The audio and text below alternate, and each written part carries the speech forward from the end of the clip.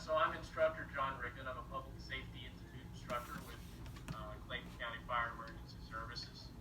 Um, I've I've been a paramedic and worked in EMS for about 6 years now. This is my first job where I have become a full-time teacher, although I've been teaching for several years. I've always been working on an ambulance, and so this is the first time in my life where I'm not actually working on an ambulance anymore. That's good. On a scale of 1 through 30, what would you rate your firefighter experience? So, I am not a firefighter. Well, I'm sorry, paramedic. So, on a scale of 1 to 30, how would I rate my paramedic experience? Yes, like on if you enjoy it, or like would you rather do something else? So like job satisfaction, what doors has paramedic opened up for me, that sort of thing? Yes. Then I would say, I'd say close to a 30. I feel that my role as a paramedic has allowed me to positively impact many people in my life, has made me more educated, more trained to make decisions based on my own health, to kind of advocate for the patients I have. It has opened the door for me to move to Clayton County and work here as a instructor, where now that I'm no longer in a direct patient care capacity, I still get the opportunity to work very closely with students and cover material that I'm very passionate about. So all of those things were made possible through my paramedic education. That's good. That's good. So what like got you thinking about being a paramedic or an EMT? Like what got you into? A few years back, we had a big ice storm in Atlanta. Right. A bunch of cars people were kind of stranded, couldn't get home, all kinds of stuff. So he and I both just kind of went out. We had a 4-wheel drive truck, and we were just kind of towing people out of ditches, giving people lifts to like motel rooms, that sort of things, getting them out of the cold. And I just got to thinking that, like, I was like, man, I could ride around all day with a partner and just go help people. That sounds like something that I'd get a lot of satisfaction out of. He's like, oh man, come sign up for APD. And I was like, something about police was never my calling. Right. And I come from a family. My grandfather was a surgeon. I have uncles who are CRNAs. I have nurses in my family. And so I guess I come from kind of a medical family. And for me, I decided, maybe a career in medicine is going to be the right thing for me. And the first step into moving a career into a career in medicine was to begin study as an EMT. And so it was a few days after that I enrolled in an EMT program. That's good. So, if you could say one thing to your past self, like with the knowledge you have now, before starting your career, what would it be? Can you repeat the question? You broke up a little bit. Oh, I'm sorry. What's one thing you would say to your past self before starting your career with the knowledge that you have now?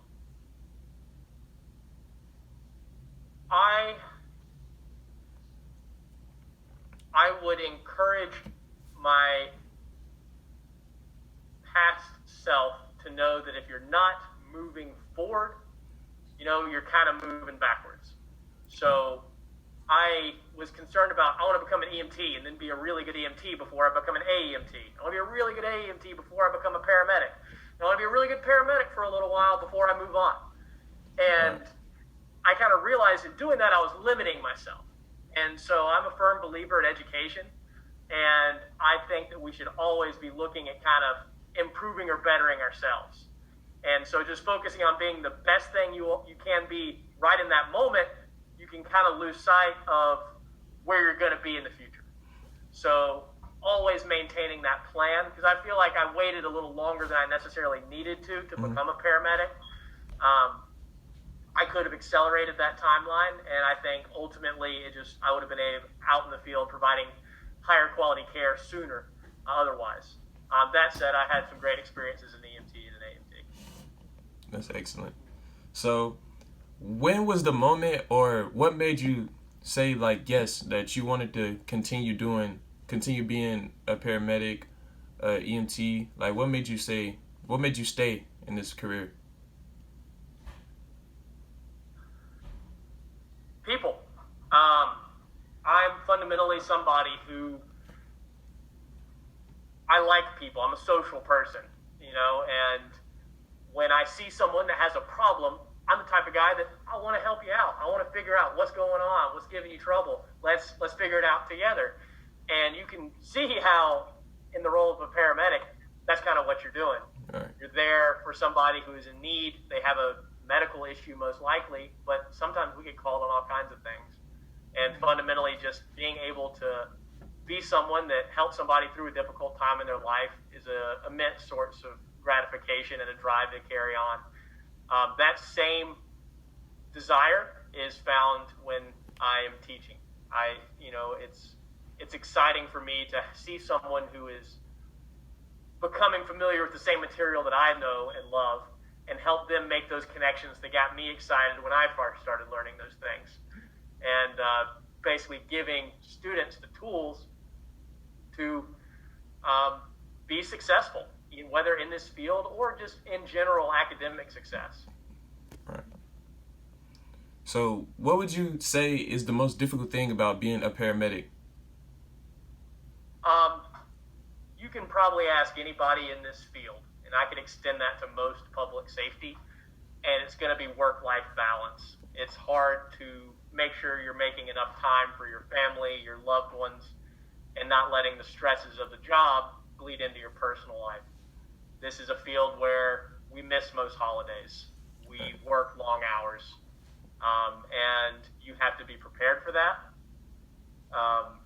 And you have to have your family understand that, and Right.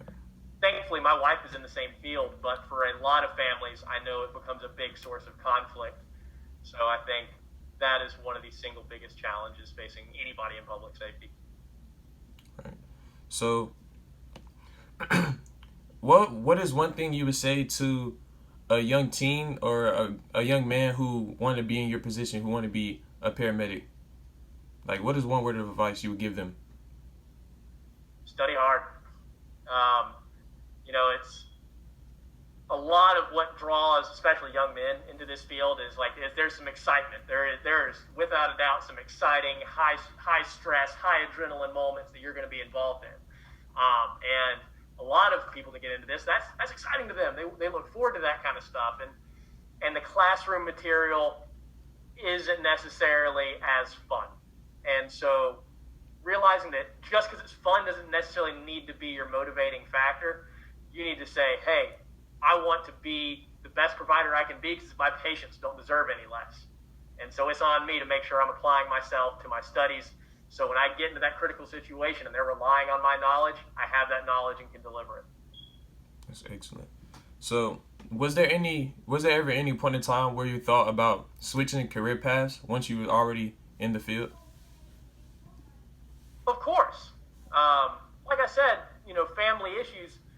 So, missing holidays, missing things like that, and looking at the demands of kind of my personal life and my relationship with my wife and all that, I've had to have that consideration. Can I function on an ambulance, for an entire career?